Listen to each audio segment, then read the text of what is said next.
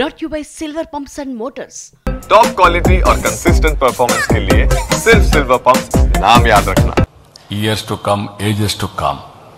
ఇది మన ఏన్షియంట్ వారసత్వ సంపద. ఈ వారసత్వ సంపదని మళ్ళీ ప్రధానమంత్రి గారు ఏదైతే రివైవ్ చేశారో దాన్ని లాజికల్గా తీసుకెళ్ళి దీన్ని భావితరాలకు అప్పజెప్పే బాధ్యత మనందరం తీసుకోవాల్సిన అవసరం ఉంది. అది మనం ఫాలో కావాలి. ఆ బెనిఫిట్ మనకు రావాలి. మన తర్వాత కూడా లెగసీ కింద తయారు కావాలి. This is our legacy. ప్రపంచానికే ఉచితంగా మనం దీన్ని అందజేస్తూ ఉంటే దాన్ని మనం ఉపయోగించుకోలేకపోతే కరెక్ట్ కాదు. దానికోసమే దీన్ని సీరియస్గా తీసుకొని ముందుకు పోతున్నాం. ఇందులో ప్రివెంటివ్ హెల్త్కి చాలా ఉపయోగపడుతుంది. రెండోది ప్రొడక్టివిటీ ఎన్హాన్స్మెంట్కి ఉపయోగపడుతుంది. Always mind is not in control.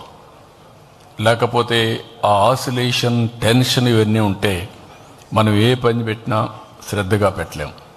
అదేగా దీన్ని ప్రాక్టీస్ చేసి ప్రివెంటివ్ హెల్త్కి కానీ వే ఆఫ్ లైఫ్లో ఒక భాగస్వామ్యం చేసుకోగలిగితే చాలా వరకు హాస్పిటల్ ఖర్చులు తగ్గుతాయి. ఇంకొక విషయం కూడా అందరూ గుర్తుపెట్టుకోవాలి, మెడిసిన్ ఈజ్ ఎ మెడిసిన్. మీరు ఫార్మాసిటికల్స్ తింటే కెమికల్స్ తింటున్నారు. తాత్కాలికంగా మీకు దానివల్ల రెమెడీ వస్తుంది. తలనొప్పి ఉంటే ఒక బెల్ట్ వేసుకుంటే తలనొప్పి క్యూర్ అవుతుంది, కానీ దాని నెగటివ్ ఇంపాక్ట్ మీ బాడీలో ఎప్పటికీ ఉంటుంది. లేదు మీకు హార్ట్ ప్రాబ్లం వచ్చింది, ఆపరేషన్ చేసుకుంటే ఆపరేషన్ చేసుకున్నాక మీ హార్ట్ ఇదే ఎక్కడికక్కడ ఆపరేషన్ చేసిన హార్టే, ఏ పార్ట్ కట్ చేసినా అంతే. కాబట్టి ఒరిజినల్ దీన్ని కాపాడుకోవాలంటే అందరిలో మన కోసం మనం కొంత టైం స్పెండ్ చేయాలి.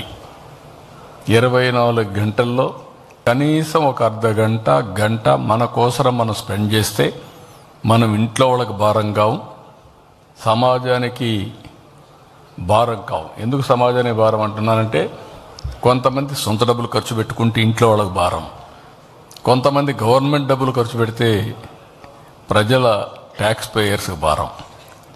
ఈ విషయం మనం గుర్తుపెట్టుకోవాల్సిన అవసరం ఉంది. ఒక బాధ్యత అందరం చేద్దాం. దీనికి చదువు ముఖ్యం కాదు, కామన్ సెన్స్ ముఖ్యం. అది ఈ చదువుకున్న వాళ్ళకే పనిచేస్తుంది, లేకుంటే ఉద్యోగస్తులకే పనిచేస్తుంది, ఈ వర్గానికే పనిచేస్తుంది అనేది లేదు. అన్ని వర్గాలు, అన్ని మతాలు, అన్ని ప్రాంతాలు, అన్ని కులాలు, లేకపోతే అందరం కలిసి చేసుకోవాల్సిన అవసరం ఉంది. ఆ మెసేజ్ ఇవ్వడానికే ఈరోజు మీ దగ్గరికి వచ్చాను. ప్రత్యేకంగా మహిళలు కూడా దీంట్లో భాగస్వాములు కావాలి. మీరందరూ కూడా ఫ్యామిలీస్ కూడా కావాలి.